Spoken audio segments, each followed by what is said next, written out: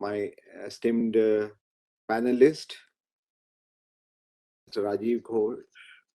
Rajarshi Ghosh, Saurabh Banerjee, Mr. Rajput, Mr. Anjan Banerjee, and all the distinguished participants.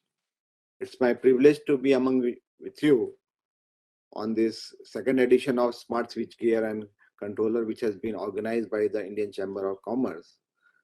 I must congratulate ICC that they have timely organized this very timely event where we all need to sit together, and I was benefited by the concerns or issues raised by the distinguished panelists. As you are all aware that hopefully we are at the end of this COVID pandemic.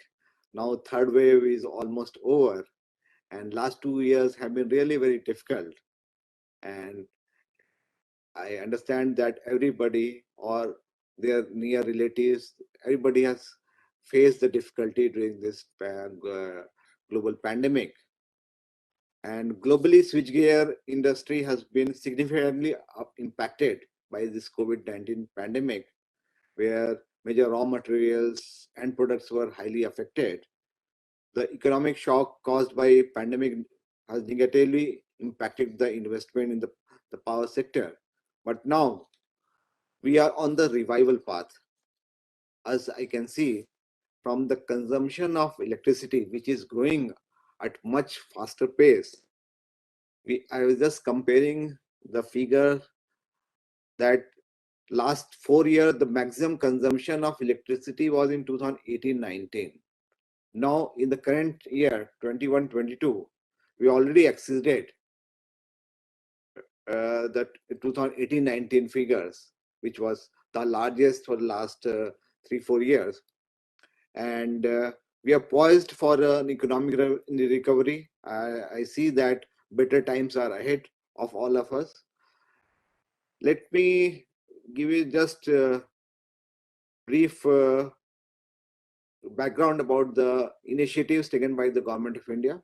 You are all aware that we had taken up this village electrification, was completed in record time. Thereafter, we connected each and every household that under Saubhagya scheme. About 2.8 crore households were given electricity connection.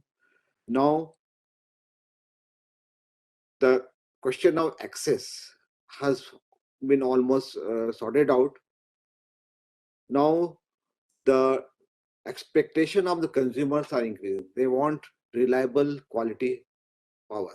And that too 24/7. And the world over energy transition is taking place. We are all aware that the world is moving from fossil fuel to the non-fossil fuel. And Honorable Prime Minister had announced the enhanced ambition in the COP26, which was done at Glasgow in the month of November. He had announced the 5 element that is called Panchamrit, that we are targeting to become net zero by the year 2017. Here I would like to mention that most of the developed countries have given their ambition of becoming net zero by the year 2050, and while China has given the target that they'll try to become net zero by the year 2060. But when we compare the per capita consumption of electricity and per capita emission of carbon dioxide, India is much below the world average. Our stand is that we are a developing economy. Our people also have developmental aspiration. Per capita consumption will definitely increase. Right now, we are only 1/3 of the world average. There are developed countries which are consuming like per capita consumption electricity is more than 8 to 10 times of the world average. And these developed countries are showing us that they have already occupied this carbon space, and they are giving us the sermons to reduce the carbon emission. Our stand is that we do have the development aspiration. In this process, our consumption of all these products will increase, and that our emission would also increase. But we are yet to reach our peak emission. Once we reach the peak emission, then our will be able to gradually scale down. That's why Honorable Prime Minister had taken the realistic objective that we'll be able to become net zero by the year 2070 only. But we are, and we among the G20 countries, India is one of the leading torch bearers, which has been able to maintain the commitment given in the Paris Agreement. We had given commitment that we'll be able to reduce our carbon, will reduce emission intensity of our economy by 30 to 35% by the year 2030.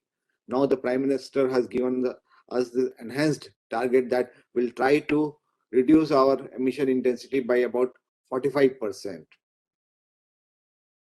Then we are also targeting that to have 500 gigawatt of installed capacity from non-fossil fuel, and we'll be able to meet our this energy requirement by the year 2030, and 50% of it will come from renewable energy. And we also had to try to bring down the carbon emission by the year 2030 by about 1 billion ton. All this would require the integration of renewable energy into the grid, and it will also require the storage solution. Without storage solution, will not be able to scale up this renewable energy. Why I wanted to highlight this aspect was that under this backdrop, there is necessity of a smart grid, and will require the smart grid, and smart grid will require smart switch gears. And the sky is the limit, I must say, for the switchgear industry. And I had asked Mr. Tapan Chattopadhyay to kindly share with me the market of the switchgear. He has been kind enough to share with me that this switchgear market consists of low voltage, medium voltage, and high voltage switchgears. And total industry is going at the rate of compounded annual growth rate of about 7.2%. That is quite significant. And the total market share of three components of the switchgear is about 20,000 crore. And I'm happy to learn that we have been exporting the switchgears to the countries like Bangladesh, Sri Lanka, Vietnam, Africa, Latin America, and our exports are to the tune of about 2,000 crore. Here I would like to, and my colleague Rajput is there. We are part of a team that we have made a policy for promoting Make in India. In fact, we are coming up with phased manufacturing plan to promote domestic manufacturing, particularly those items. And these are, most of these items are in transmission and distribution sector only. The items which we have been importing, we want to develop our domestic manufacturing capability. For that, we are also planning to bring some production linked incentive also. You'll see that lot of action in near future. We have also decided to set up 3 manufacturing zones where we'll giving all the concessional facilities for the industry to set up their facilities there, and particularly compete for those items which we have been importing so far. We want our domestic industry to go. Our domestic industry should be able to manufacture those items. For that, we are taking up one pilot project initially. For that, we have recently got approval of Ministry of Finance. About 400 crore has been allocated for that. The government has also approved revamped distribution sector scheme, that is RDSS, where we are planning to install smart prepaid meters. About 25 crore smart prepaid meters are going to come. All this will require this smart grid and smart management of this all this equipment. So there is huge potential for the smart switchgear industry. I have noted down the suggestions given by Mr. Rashi Ghosh that we need to better utilize the assets, and there should be detailed discussions with the customers before we make any change in the product. And we also should think about this pair support from the OEM. The data analytics part also he has emphasized. I'm fully on board with him. And he has also raised the issue of software compatibility and the standardization of this open source platform. That is also very much required. In fact, uh, keeping in view this cyber threat, we have formed a team in the Ministry of Power to take care of this software related issues. Also, we are also coming up with a vendor policy for the software that we are working closely with all the Ministry of Electronics and METI. We are working closely with them. We are also working with the National Security Council because a lot of security aspects are also there.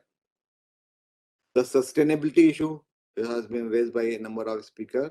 We are fully on board. We would like to promote this SF6 gas manufacturing in India if possible. Mr. Partha had raised the issue of failure rate of relays. That is really a cause of concern. And he has raised the issue that tender specification across the utilities need to be made uniform.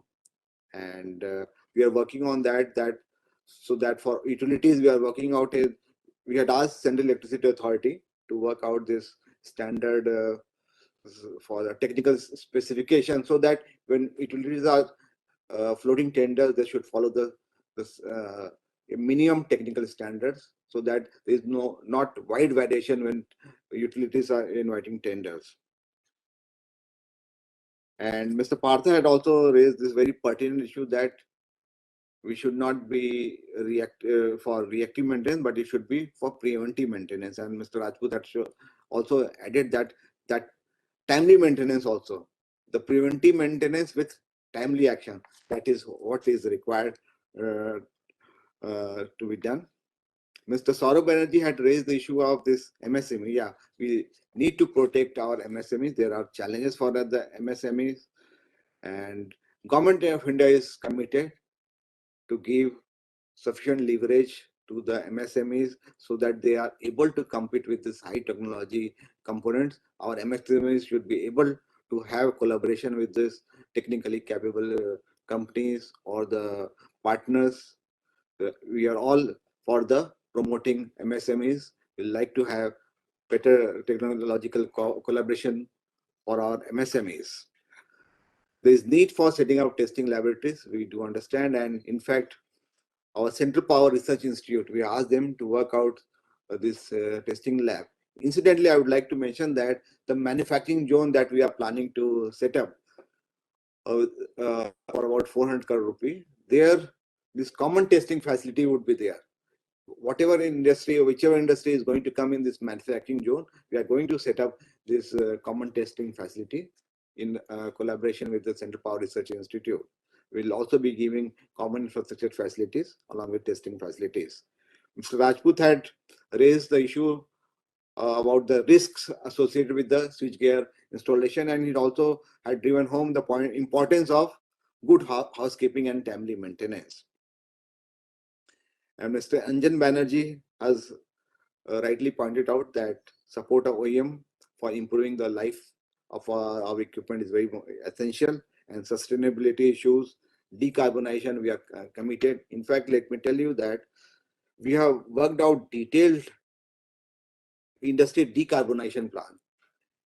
When we are making our pathway for reduction of carbon emission by about 1 billion ton, we figured out that most of this emission reduction or decarbonization will take place in the industry. Industry is the topmost, then transportation sector, then building sector. Building sector has tremendous potential, both commercial and residential building, because this use of air conditioner and consumer demand has been increasing. This huge